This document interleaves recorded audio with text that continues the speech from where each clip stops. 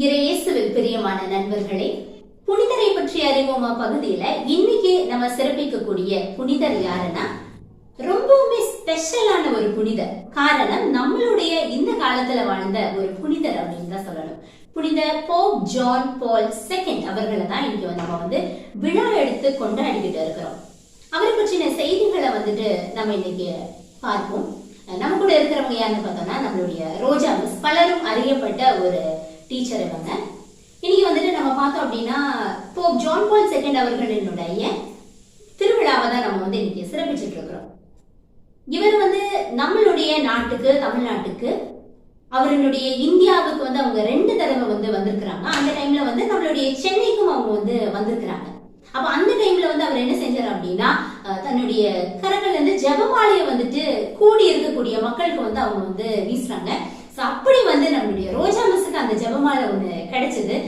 அந்த அனுபவத்தை பத்தி சொல்லுங்க மிஸ். நாங்க அந்த மெரினா கடற்கரையில போய் நிறைய சிஸ்டர்ஸ் நின்றுட்டு இருந்தோம். அப்ப அந்த 2ஆம் அரில் சின்னப்பர் அப்படியே ஓப்பன் வண்டியில போய்கிட்டு இருந்தாரு. அப்ப எல்லாரும் ஆசீர்வாதம் கொடுத்துக்கிட்டே இருந்தாரு. அப்பொழுது ஜெபமாலை போட்டாரு. அந்த ஜெபமாலை கரெக்டா என் மேல விழுந்தது. அந்த ஜெபமாலையை வச்சு நான் நிறைய முறை ஜெபிச்சிருக்கிறேன். ஏதாவது என்னுடைய கஷ்ட நேரத்துல நான் ஜெபிக்கும் பொழுது அந்த ஜெபமாலையில இருந்த சிலுவை எங்கேயோ விழுந்துருச்சு. ஆனாலும் அந்த ஜெபமாலையை வச்சு நான் ஜெபித்த போது எனக்கு நிறைய காரியங்கள் நிறைவேறி இருக்கிறது. 2ஆம் அரில் சின்னப்பரின் வழியாக அவருடைய தாழ்ச்சிய, அவர் அப்படியே முட்டி போட்டு போகிற அந்த தாழ்ச்சி அவரிடமிருந்து நான் கற்றுக்கொண்டேன். அருமையான ஒரு விஷயத்தை நம்மளுக்காக பகிர்ந்திருக்கிறாங்க. அன்னை மரியாதை பத்தியும் நற்கருணை நாதரினுடைய சிறப்பை பற்றியும் நம்மளுடைய புனிதர் அவர்கள் ரொம்பவுமே ஆழமான கருத்துக்கள் அவர் சொல்லியிருந்திருக்கிறாரு.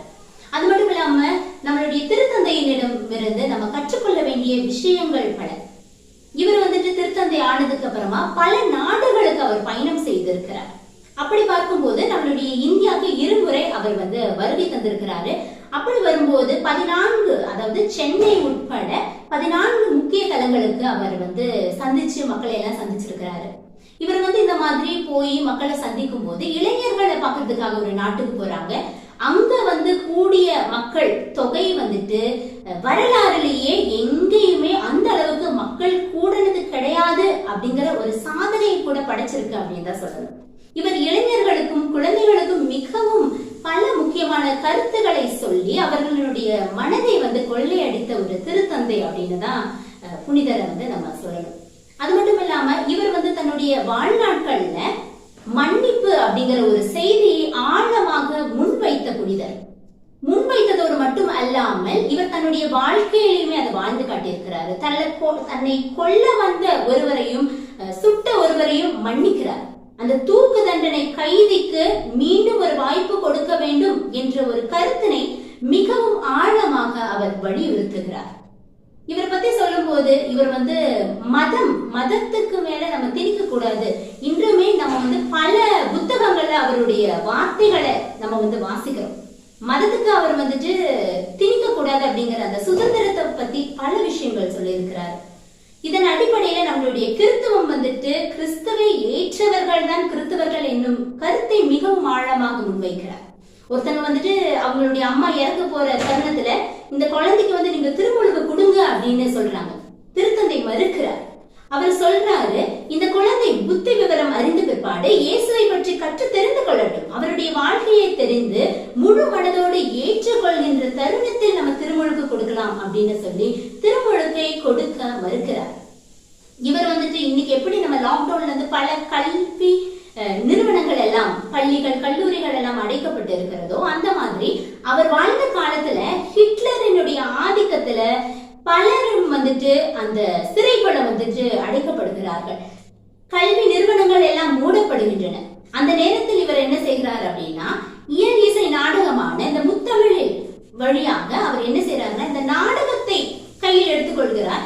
பல கருத்துக்களை மக்களுக்கு எடுத்து செல்கிறார். புத்துணர்ச்சி ஊட்டக்கூடிய சிந்தனைகளை தூண்டக்கூடிய நாடகங்களை அவர் நடித்து மக்களை அந்த புரட்சியின் பாதையில் இவர் எடுத்து செல்கிறார். இவர் வந்துட்டு தன்னுடைய வாழ்நாட்கள்ல வந்துட்டு பல நாடுகளுக்கு போயிருக்கிறாரு அப்படின்னு நம்ம சொன்னோம். இவர் என்ன செய்வாராமா, நம்ம நல்ல விஷயங்களை வந்துட்டு குழந்தைகள் கிட்ட இருந்து கூட நம்ம வந்து கத்துக்கலாம் அப்படின்னு நம்ம எல்லாம் படிச்சிருப்போம், வாழ்ந்துட்டு இருப்போம். இவரும் என்ன செய்யறாரு அப்படின்னா, தன்னுடைய வாழ்நாட்கள்ல புனித ஜான் மரிய வியானியிடம் அவர் கற்றுக்கொண்ட ஒரு செயலை வந்து கடைசி வரைக்கும் அவர் வந்து பின்பற்றினார். எந்த ஒரு நாட்டுக்கு போனாலும் முதலில் இந்தியாவை உட்பட அனைத்து நாடுகளும் அவர் இறங்கின உடனே ஃபர்ஸ்ட் வந்து முட்டி போட்டு கீழே மண்டிட்டு என்ன செய்வாங்களாமா, அந்த தரையை வந்து முத்தமிடுவாராமா. இந்த செயலை வந்து அவர் கடைசி வரைக்கும் அவர் வந்து பின்பற்றினார்.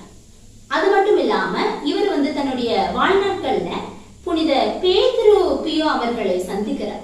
அவரிடம் வந்துட்டு ஒப்புரவு அருட்சாதனமும் செய்கிறார். அவர் வந்து அந்த 5 காயங்களை பெற்ற பியோ அவர்களை சந்தித்து அவங்க தன்னுடைய வாழ்க்கையில வந்து சில நாட்கள் அவரோட பயணிக்கிறாரு. அவர் பயணம் செஞ்ச பிற்பாடு அவர் என்ன சொல்றாரு அப்படின்னா, பியோ அவர்கள் வந்துட்டு அவரை பத்தின நம்ம நிறைய புக்ஸ்ல எல்லாம் நம்ம வாசிக்கும் போது பியோ அவர்கள் குறிப்பிட்டு இருக்கிறார், புனித ஜான் பால். இந்த ஜான் பால் அவர்கள் வந்துட்டு பிற்காலத்துல இவர் புனிதராக ஆவார் அப்படிங்கிற வார்த்தைகளை முன்மொழிஞ்சிருக்கிறாரு நம்மளுடைய புனித பியோ அவர்கள்.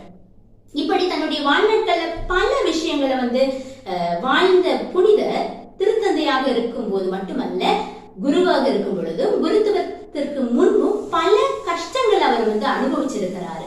ஏதோ ஜஸ்ட் லைக் தட் அவர் வந்து பெரிய பெரிய பட்டங்களோ அடுத்தடுத்த பொசிஷனுக்கு அவர் வந்தது கிடையாது. சிறு வயதில் இருக்கும் பொழுதிருந்தே அவர் தன்னுடைய சகோதரர்களை எல்லாம் இழக்கிறாரு, தன்னுடைய தாய் இழக்கிறாரு. குருத்துவம் பெற்ற பிற்பாடு தன்னுடைய தந்தையும் அவர் வந்து இழக்கிறார். இழந்த பிற்பாடு இவர் என்ன செய்யறாரு அப்படின்னா, அந்த நாடகம் எல்லாம் நடிக்கக்கூடிய நாட்கள்ல அவர் தன்னுடைய நாடுல இருந்து இன்னொரு நாட்டுக்கு கடத்தப்பட்டு கூடாது அப்படிங்கிறதுக்காக கல்குவாரியில் அவர் வேலை செய்யறாரு. அந்த நேரத்துல 2 முறை சாவை சந்திக்கிறார். இருந்தாலும் அவர் வந்து தப்பி பிழைக்கிறார். தன்னுடைய குருத்துவ பணியில் இறைவன் என்னை ஆசீர்வதித்து மீண்டும் குருத்துவத்தை தொடர்வதற்காக இறைவன் தந்த வாழ்வு அப்படின்னு அந்த வாழ்வை வந்து வாழ்கிறாரு. இன்னைக்கு நம்ம அவருடைய திருவிழாவை வந்து நம்ம கொண்டாடுறோம். இந்த நாள்ல அவரை நினைப்போம், அவருடைய வாழ்நாட்களை அவர் சொல்லி தந்த கருத்துக்களை நம்மதாக்குவோம். அது மட்டும் இல்லாம இன்னைக்கு நம்ம வந்து இன்னொரு புனிதரினுடைய விழாவும் நம்ம கொண்டாடுறோம்.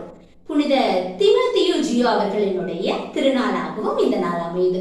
இவரை பத்தி ஒரு வார்த்தையில சொல்லணும் அப்படின்னா, இன்னைக்கு நம்ம ஊடகங்கள்ல, அதாவது தொலைக்காட்சியில, வானொலியில, இப்படி ஒவ்வொரு ஊடகங்களையும் நம்ம திருப்பலி நம்ம கொண்டாடுறோம் இல்லையா?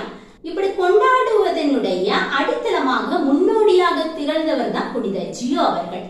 எனவே இன்னைக்கு வந்து நம்ம 2 புனிதர்களினுடைய விழாவை எடுக்கிறோம்.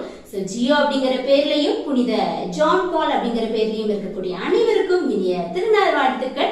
இதே மாதிரி இன்னொரு புனிதரினுடைய நிகழ்வுகளோட உங்களை சந்திக்கிறோம். Until then, Regina and Roja Miss. இறைவன் என்றென்று வாழ்த்து பெறுவாராக. ஆமென்.